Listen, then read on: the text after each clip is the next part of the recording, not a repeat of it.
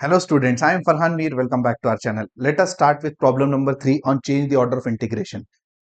जैसे मैंने आपको बताया कि dy dx and dx dy ये डिसाइड नहीं करता कि इसका ऑर्डर क्या है। पहले अपने को इसका ऑर्डर डिसाइड करना पड़ेगा कि पहले अपने को x से करना है कि y से करना है, एंड उसके बाद जो रिजल्ट है उसमें उसको उल्टा करना पड़ेगा। ठीक है, तो ये अपना तीसरा प्रॉब्लम है, तो इसको क्विकली सॉल्व करते हैं। सबसे पहले देखो आपको ओल्ड ऑर्डर क्या है या फिर ओल्ड चीजें अपने पास क्या है, पुरानी चीजें क्या है, ये लिखना है।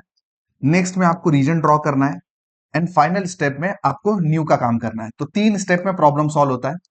ठीक है, तो सबसे पहले ओल्ड में हम लोग देखते हैं कि अपने पास क्या क्या इन्फॉर्मेशन अवेलेबल है। ये देखो, अगर आप इसको लेते हो तो ये आपको y दिख रहा है, ये आपको रूट ऑफ ए वाई दिख रहा है, 0 to a। पहले तो अपने को ये डिसाइड करना है फर्स्ट में कि इसका ऑर्डर क्या है, बाद में तो ऑर्डर चेंज करोगे ना। ऑर्डर डिसाइड करने के लिए देखो, limits are in terms of y, मतलब x इक्वल टू है। अब ये x इक्वल टू है तो बाहर वाला y इक्वल टू है, and since it is x equal to तो सॉर्टेड है कहानी। अपने को पता है कि भाई क्या पता है कि यहाँ पे क्या आएगा, dx dy। ठीक है, तो पहला ऑर्डर तो हमने डिसाइड कर लिया कि पहला इंटीग्रेशन dx dy है। अब इसके हिसाब से क्या क्या चीजें अपने पास अवेलेबल है, कर्व रीजन बनाना है ना। नेक्स्ट पॉइंट में अपने को रीजन बनाना है, तो x equal to y available है। ये देखो, ये x equal to root a y, इसका क्या मतलब है, अगर आप स्क्वायर करोगे तो x square is what, a y. तो ये आपका क्या है, पैराबोला। देखो जो जो लाइन होती है ना उसमें बोथ लीनियर होता है।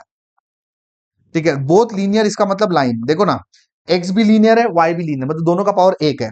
पैराबोला में क्या होता है पता है, पैराबोला में होता है one square one linear, one linear one square is parabola.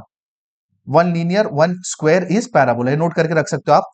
ये देखो ना, एक y लीनियर है मतलब y का पावर वन है, x का स्क्वायर है, तो ये पैराबोला है। ठीक है, नेक्स्ट y इक्वल टू 0 है अपने पास, ये देखो, और फाइनली अपने पास y equal to a। So let us draw region based on this information. सबसे पहले तो अपने को पैराबोला बनाना है। देखो, जो सबसे कॉम्प्लिकेटेड कर्व होता है ना सबसे पहले बनाया करो, क्योंकि जो सिंपल कर्व है ना, लाइन वगैरह, वो इधर उधर एडजस्ट हो जाती है। ठीक है, तो सबसे पहले पैराबोला बनाते हैं। अब ये पैराबोला बनाने के लिए मैंने आपको एक ट्रिक बताया था लेक्चर नंबर 9 में। ये वाला जो लेक्चर है, लेक्चर नंबर 9, ये वाला, ये भाई सबसे इंपॉर्टेंट है। ठीक है, ये करे बिना आपने प्रॉब्लम में आना ही नहीं है, जिसमें हमने पूरा डिटेल में डिस्कस किया हुआ, जिसमें 4 इंपॉर्टेंट पॉइंट भी डिस्कस किए हुए, उसके बाद ही आपने यहाँ पे आना है। ठीक है, तो हाँ, ये एक्स स्क्वायर है, मतलब it will touch x axis and opening at the positive side of the y. बोलो क्लियर है picture. X square is equal to a y, मतलब जिसका स्क्वायर रहता है उसको टच करता है। स्क्वायर किसका, एक्स का, तो एक्स को टच करेगा। ओपन कहां करेगा, पॉजिटिव वाई पे, मतलब ऊपर। अगर यहाँ पे माइनस होता तो नीचे ओपन करता।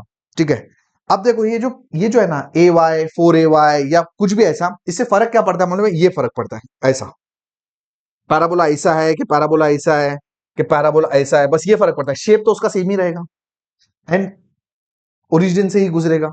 ठीक है, तो ये अपने पैराबोला बना लिया। आगे क्या करते हैं, आगे बनाते हैं एक्स इक्वल टू वाई की लाइन। तो ये हो गया आपकी एक्स इक्वल टू वाई की लाइन। ठीक है, ये आपका एक्स इक्वल टू वाई हो गया, and x square is equal to a y, ये पैराबोला हो गया। और क्या भाई अपने पास, वाई इज इक्वल टू 0, तो y इज इक्वल टू 0 तो x एक्सिस है, and y is equal to a।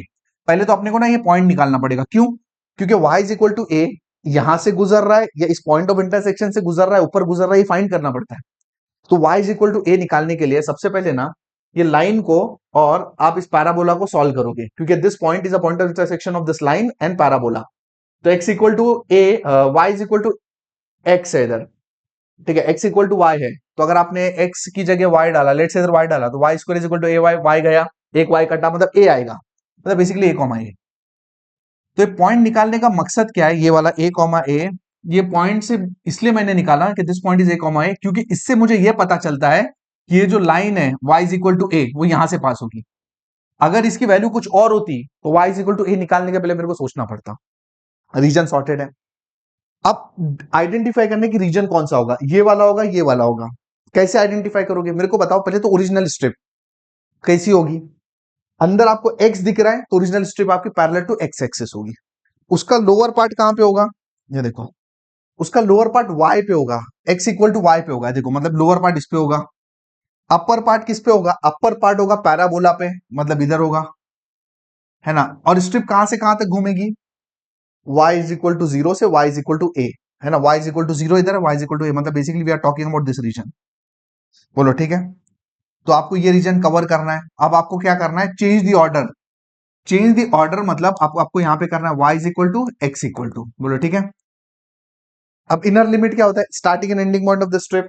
अब ये स्ट्रिप का स्टार्टिंग पॉइंट कहां पे है, पैराबोला पे। अब इस पैराबोला पे y इक्वल टू कितना है, पैराबोला पे y इक्वल टू कितना है भाई, पैराबोला पे देखो y कितना है, एक्स स्क्वायर बाई ए से लेके यहां तक, यहां पे y कितना है x। स्ट्रिप कैसे मूव होगी, ऑब्वियस सी बात है ऐसे मूव होगी, यहाँ पे x कितना है 0 एंड यहाँ पे x कितना है, देखो ना पॉइंट पे x कितना है a, और ये आपका ऑर्डर चेंज हो गया पूरे प्रॉब्लम का, एंड ये हो गया dy dx। So this is your change the order of integration. I hope this is clear. In the next video will discuss few more examples. Thank you.